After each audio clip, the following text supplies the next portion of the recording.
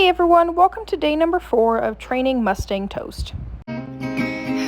Spotless, neither is you. Was in my life, I'm gonna see it through. You are spotless, I'll always lose. Don't want love, lover, I won't be true. At Wild Child, we stall the horses at night and then we turn them out during the day. And so I wanted to show you guys how I catch Toast because he is in this super big field with all of the other horses, and I typically work with him in a smaller pen because I feel that I can achieve more results, especially using positive reinforcement so that the other horses don't come up and try to join. You'll see here that Strider, the senior horse that Toast calls his best friend, is blocking Toast. He knows that I make Toast a little bit nervous, and so he's just standing in between Toast and I. I try to walk around Strider to get to Toast, and you can actually see that as Toast goes to turn away, Strider also goes to turn away, still blocking me from getting to Toast. Using my body language, I finally get them to turn together, and now you can see that Toast is closer to me. I'm going to begin with an exercise by the name of approach and retreat. We kind of did it in an earlier episode, but here I am again. What I'm going to do is I'm going to walk towards Toast, and when he looks at me, then I'm going to take a step away. This can also be used to create draw as well. Every time I walk towards Toast, my goal is to make it a little closer to him each and every time. You'll see here that I'm actually able to touch Toast, and so I'm going to scratch him on the withers a little bit, and then I'm going to retreat just to release that pressure. After several more times of doing this, I start to incorporate the halter and the lead rope, and eventually I am able to slip it over his neck, get it around his nose, and we're all good to go. So if I can catch Toast, and I can halter Toast, and I can lead him, then why the hell do I take the halter off during sessions? The answer: Toast does not like to be haltered, Toast does not like to be handled, and he does not like people. I don't want to start forcing the halter on him and trying to do all of these things with him if he's not comfortable with me. And so I take the halter off so that I can work on building his confidence around people, building his confidence around tools, and getting him to associate me with pleasurable stimuli. Even though he's halter broke, I want to make sure he's comfortable with it, and right now he is not. Even though Toast is still really new to the herd, he has become inseparable with my boss's horse Strider, and they literally go everywhere together. Now that we have gotten into the pen, I'm going to take off his halter, take off his fly mask, and then we're going to move on to the next exercise. We're going to start by reviewing the last session. What we worked on is feed and retreat, so I'm going to feed Toast a reinforcer, and then I'm going to retreat. We worked on getting him to approach me to receive that reinforcer, as well as bridge signal association, so that I can start getting him to associate the bridge signal with the reinforcer. We also worked on me coming to his side and other areas of his body and reinforcing touch. I'm going to continue on the exercise of reinforcing touch. I'm going to scratch him all over the place, scratch him in the spots that he enjoys, like his withers and his chest, and I'm going to reinforce him throughout this process because I want him to continue to recognize that I am not here to hurt him. I am not a predator, and he is not my prey.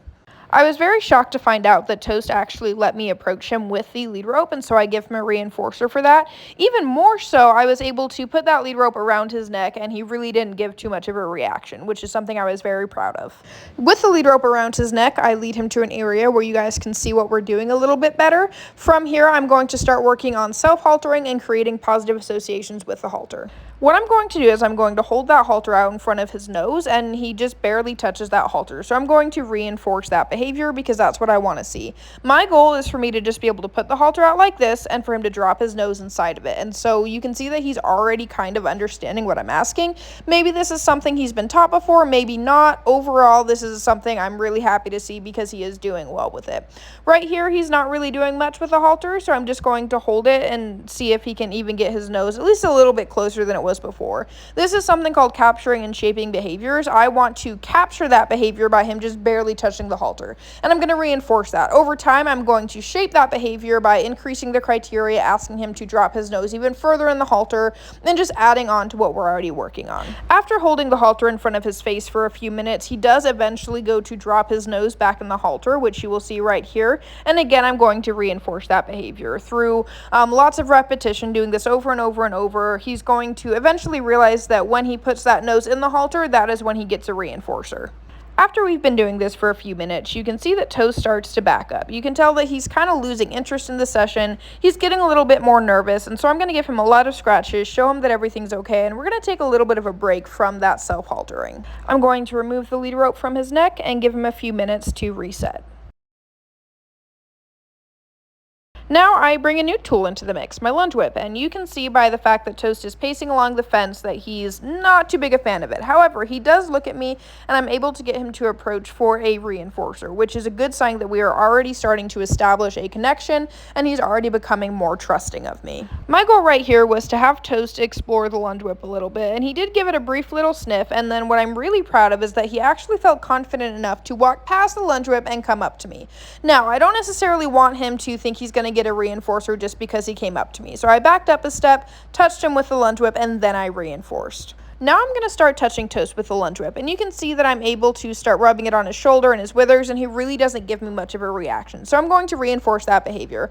This can be a sign of two things. One, that he's starting to grow a lot more confident with me, that I can approach him with stimuli he's not used to, or two, that somebody somewhere in his past has gotten him used to a lunge whip.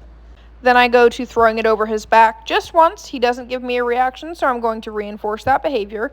Now I'm going to start doing it a few more times just to continue to get him used to my equipment. A lunge whip is a tool that I use pretty commonly in training. I use it for liberty work, I use it for desensitizing, I use it as a target. There's a lot of things that I use a lunge whip for. And so I want to make sure that Toast is getting used to this lunge whip. He's understanding that it's not a bad thing. And as we can see, he's really not giving me very much of a reaction, which I'm very proud to see. As we prepare to end the session, I'm going to give Toast a bunch of scratches. I feel like this is super duper important when working with any horse, but especially the ones that are a bit more nervous, because it continues to establish that connection between the horse and the human. It gives them something pleasurable because horses love to groom each other. When we do the same, it produces the same effect. And overall, it's just something that you guys can do to bond with each other. You're not asking anything of the horse. You're not making them do anything. You're just giving them love and attention, and it's something that they also enjoy. One of the best things that you can do for an unhandled horse is to show them that we are not a predator and they are not our prey. In other words, we are not here to hurt them. We are not here to harm them. We are just here to show them love and attention and integrate them into domestication. Toast would also like to bid his farewell. I hope you guys all enjoyed this YouTube video, and we will see y'all next time.